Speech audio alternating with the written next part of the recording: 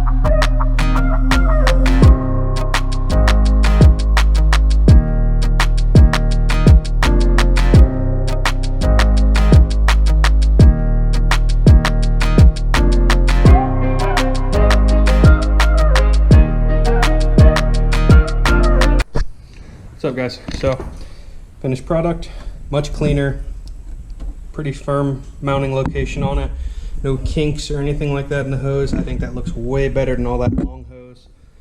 And if you guys think I did something wrong, like I said, if I'm ever doing anything wrong and you notice it, please let me know and comment, and I'll try to fix anything. If I'm doing it wrong and you think it should be done a different way, I'm down to give anything a try, but for right now I'm just kind of flying by the seat of my pants, and it's starting to look better under here. I'm going to buy some new wires for it just to clean it up. But like I said, this one right here, when it's relaxed, it's actually touching. I can already see. Let me see how it's actually touching the header. I'm going to get 90-degree angled spark plug wires to be able to fix that issue, and they'll come straight up. These ones are all good. The front one's good. These ones were just close to touching, but they weren't actually. But that one's actually touching. But she's coming along nicely. So we're actually going to pull it out of the garage, do a little heat cycle on it, let it run for a good 20-30 minutes, see if we can't bleed all the air out of this coolant system, and get her up to temp, give her a couple revs, see what happens. Couple idle clips for you, something along the lines. I'm not doing too much today. I have a bunch of stuff on order that I'm waiting on.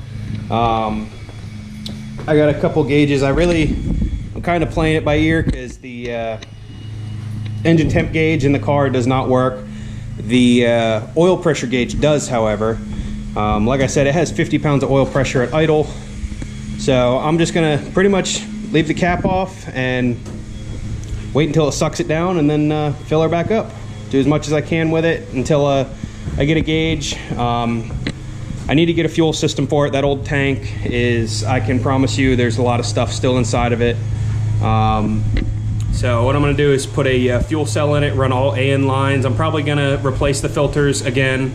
I will, however, use the fuel pressure regulator again. I'll probably buy a different pump just because. But like I said, it's going to get all brand new AN lines and a 15-gallon fuel cell in the near future. Can't tell you exactly when that is because I was told the fuel cell will ship in 1 day to 3 months. So could be on tomorrow's video, could be on a year from now's video, who knows. But for right now, we're gonna go ahead and push this thing out, and that'll be that.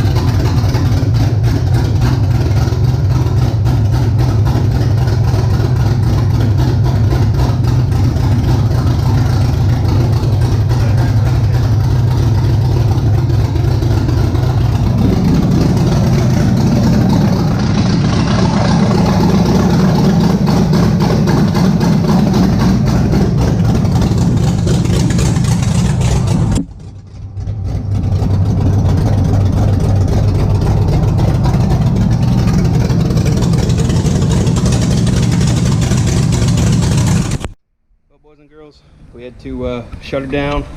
Wasn't sure what was leaking, but yeah.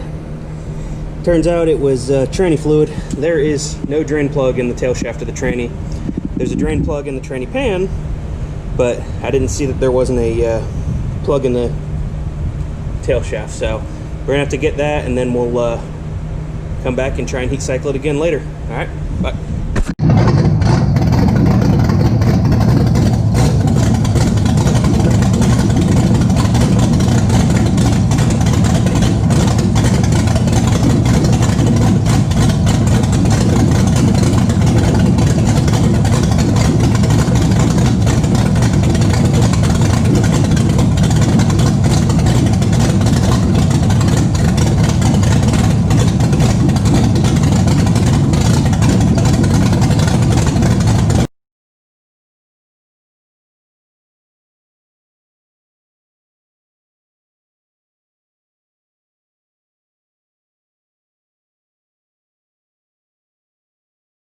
What's up, guys? So you saw it idling and all that stuff. I'm not 100% sure if I was filming when we revved it a few times.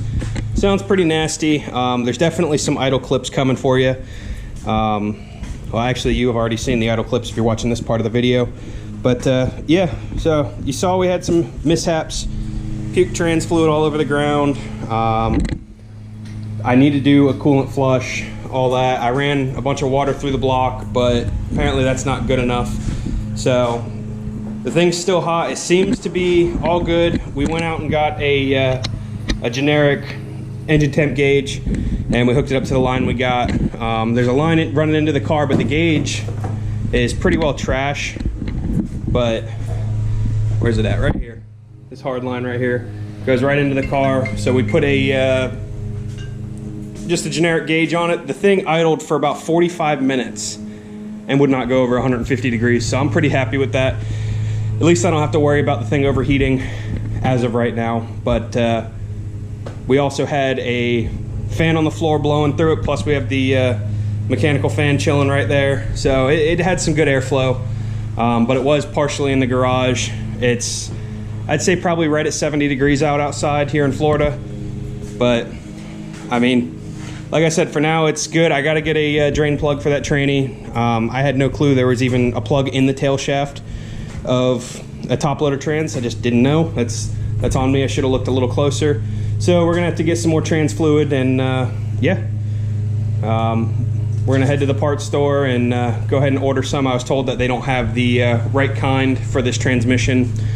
So we're gonna order that, and then hopefully here in the next couple of videos, run the clutch line, do the brakes.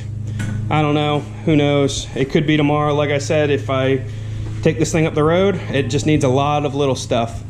But thanks for watching, and we'll catch you later.